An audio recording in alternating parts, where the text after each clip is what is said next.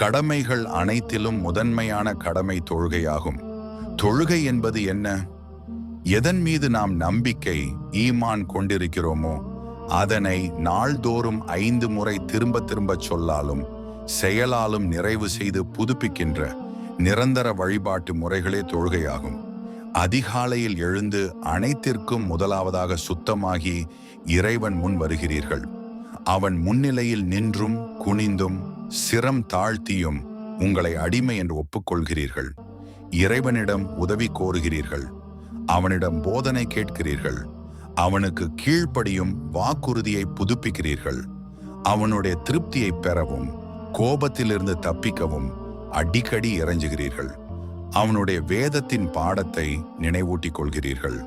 அவனுடைய தூதரின் மெய்மையை பற்றி சான்று பகர்கிறீர்கள். அவனுடைய நீதிமன்றத்தில் நீங்கள் வந்து உங்களுடைய நடத்தையை பற்றி பதில் கூற வேண்டிய அந்த நாளை நினைவுபடுத்திக் கொள்கிறீர்கள்.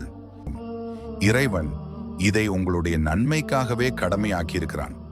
தொழாவிட்டால் இறைவன் உங்கள் மீது கோபப்படுவது அவனுக்கு நீங்கள் ஏதோ பெரிய நஷ்டம் விளைவித்து விட்டீர்கள் என்பதற்காக அன்று, உங்களுக்கு நீங்கள் நஷ்டம் விளைவித்துக் கொண்டீர்களே என்பதற்காகத்தான். தொழுகையின் மூலம் இறைவன் எத்தகைய வலிமையை உங்களுக்கு தருகிறான். நீங்களோ அதை பெற்றுக்கொள்ள மறுக்கிறீர்கள். நீங்கள் தொழுகையை கடமை என்று ஒப்புக்கொண்டும் அதை நிறைவேற்றாவிட்டால் நீங்கள் கொஞ்சமும் நம்பிக்கைக்குரிய மனிதர் அல்லர். எந்த உலக விவகாரம் தொடர்பாகவும் உங்களை நம்பவே முடியாது. இறைவனுடைய கடமையை நிறைவேற்றாத உங்களிடம் மனிதனின் கடமையை நிறைவேற்றுவீர்கள் என்று எப்படி நம்பிக்கை வைக்க முடியும்?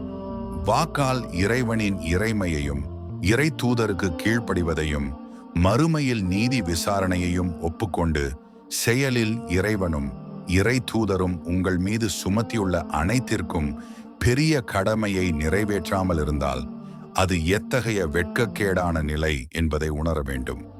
இத்தகைய செயல் உங்களை பற்றி 2 விஷயங்களை வெளிப்படுத்துகிறது. ஒன்று, தொழுகை முக்கிய கடமை என்பதை நிராகரிக்கிறீர்கள்.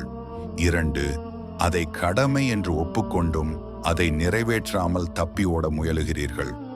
தொழுகையையே கடமை அல்லவென நிராகரிப்பதால் குர்ஆனையும் ரசூல் ஸல்லல்லாஹு அலைஹி வஸல்லம் அவர்களின் போதனையையும் பொய்யாக்க முயலுகிறீர்கள்.